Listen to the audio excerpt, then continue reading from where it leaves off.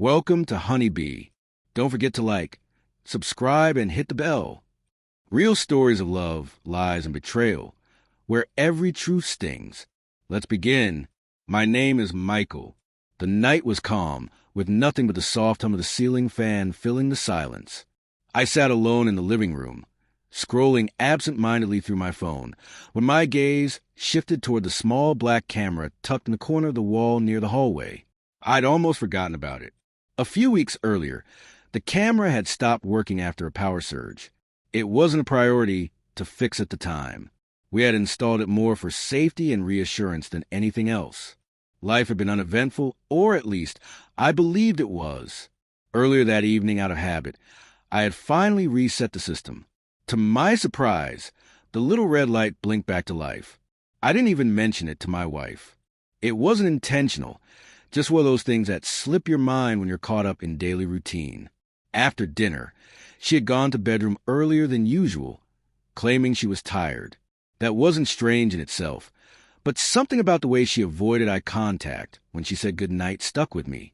I shook it off, assuming she just had a rough day. We'd both been exhausted lately. Work had been consuming my time, and she seemed distant in ways I couldn't quite explain.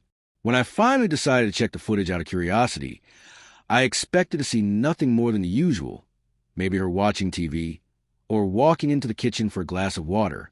But when I opened the live feed and scrolled through the saved clips, my heart gave a small, uneasy jolt. The timestamp showed less than an hour ago. She had walked into the living room, glanced around carefully, and sat down on the couch, right where I was sitting now. Then she pulled out her phone. For some reason, I couldn't stop watching. On the footage, she seemed different. Alert, nervous. She typed something quickly, then leaned back and let out a soft laugh I hadn't heard in weeks. My stomach tightened. It wasn't a laugh she gave me anymore. It was the kind of laugh people share when they feel warm, wanted, understood. I dragged the slider forward. Then she spoke. I couldn't hear the words, but her lips moved slowly, tenderly. She smiled again. Then she whispered something and held the phone closer, as if FaceTiming someone. For a moment, the world around me blurred.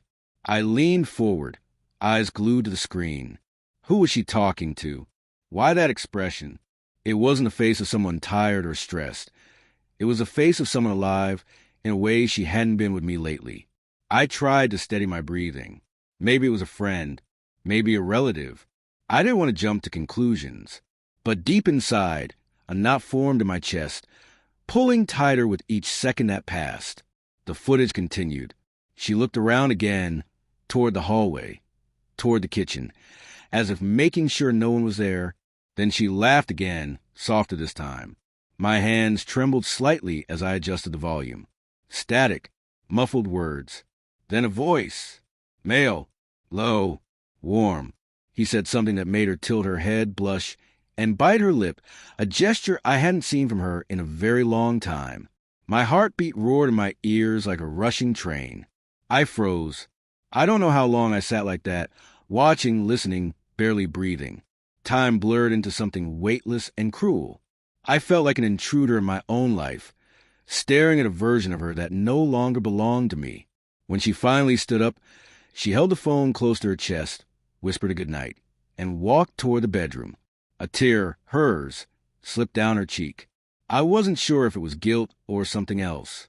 But the softness in her voice, it wasn't mine anymore. And the worst part? I had forgotten to tell her that the camera was working again. She didn't know I had seen everything. My chest ached with a mix of rage, sorrow, and disbelief. This wasn't a movie or a dream. This was my life, my marriage, my home. I replayed the footage over and over again, each time noticing something new. The way she smiled, the way her fingers traced the phone's edge, the way she looked like a stranger I couldn't reach anymore. Somewhere deep down, I'd known for a while that something had changed between us. But seeing it this way, raw, unfiltered, was like being punched straight through the heart. I turned off the screen and sat there in the darkness, hands gripping the armrest until my knuckles turned white. I didn't know whether to scream, cry, or walk away. But I did nothing, because betrayal, it doesn't always explode like a bomb. Sometimes It slips in quietly through a screen you forgot to turn off. The days after the confrontation felt heavy and silent. She tried to act as if everything was still normal, but nothing about us felt the same anymore. Her laughter, her words, her gestures. Everything sounded distant now, like echoes in an empty room. I moved through the house like a stranger, seeing her not as the woman I had loved, but as someone who had already emotionally left long before I found out. We shared the same space, but not the same bond anymore. Every small moment replayed in my head. The way she laughed into the phone, the way her face softened for someone who wasn't me. I'd try to close my eyes at night, but that image would burn into my mind like a scar that wouldn't heal. She would lie beside me, turning her back, and I could feel the silence growing heavier between us with each passing second. She tried to talk one evening. Her voice was small, shaky. "Please, just listen," she said, sitting on the edge of the couch where she used to talk to him at night. I stood in front of her, arms crossed, not out of anger but out of exhaustion. She whispered. It wasn't supposed to happen. I didn't plan this. I just felt lonely, and he made me feel something I had forgotten existed. I let out a slow breath, not because I was surprised, but because hearing it from her hurt more than the footage itself. And I asked, what was I to you while you were feeling all that? Her lips trembled. I didn't stop loving you. I just drifted.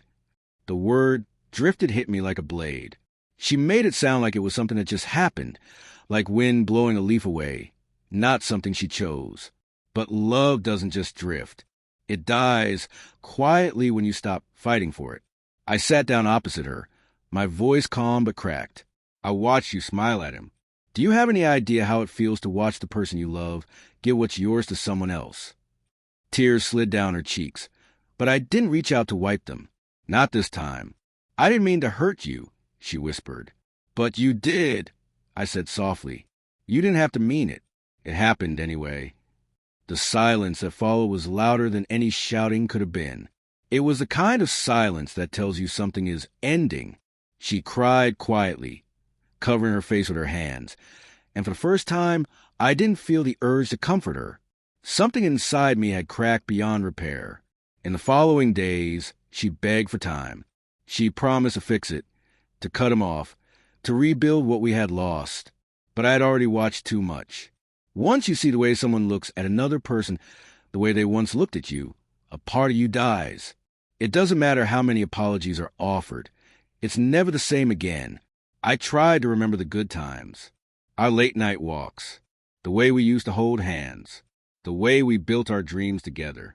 But those memories now carry the weight of what followed them. Trust is like glass. Once it's shattered, even if you glue it back together, the cracks remain. One night, I quietly packed my bag. I didn't slam doors. I didn't scream. I folded my clothes slowly, feeling each piece of fabric like a reminder of a life I was leaving behind. She stood in the doorway, her eyes red and swollen, her voice breaking as she said, "Please, don't go. We can fix this. I'll do anything." I looked at her for a long moment, not out of hatred, but out of heartbreak. "You already did everything," I said, "and so did I. But some things can't be undone." She reached for me, but I took a step back. "I trusted you," I whispered. That trust was everything to me, and I can't pretend I didn't see what I saw. Her knees buckled as she cried harder, but I turned toward the door, not because I want to hurt her, but because staying would have destroyed me piece by piece. Some betrayals don't need shouting matches or revenge. They end quietly, with one person walking away carrying the truth. When I stepped outside, the cold air hit my face like a reality I'd been avoiding for too long. The world kept moving. The night sky was calm, and the stars didn't care about broken hearts. I stood there for a while, letting the air fill my lungs. Behind me was everything familiar, but fractured. Ahead of me was the unknown, but at least it was honest. I didn't hate her. I hated the fact that love wasn't enough to save us. I hated the way trust can vanish in a single night. And most of all, I hated that the thing that opened my eyes wasn't her words, but the quiet blinking of a camera in the corner of a room. I walked away without looking back. Because sometimes the most painful endings don't come with screams. They come with silence, with a truth that can't be unseen. And that night, I learned that betrayal doesn't need a stage. It only needs a moment you weren't supposed to witness. The camera caught more than a conversation. It captured the death of something I once believed would last forever. And even though my heart was shattered, I knew this was the moment I had to let go. Not because I wanted to, but because staying would have meant losing myself completely. And so I walked into the night, not as a broken man, but as someone who finally saw the truth. The kind of truth that hurts deeply but sets you free.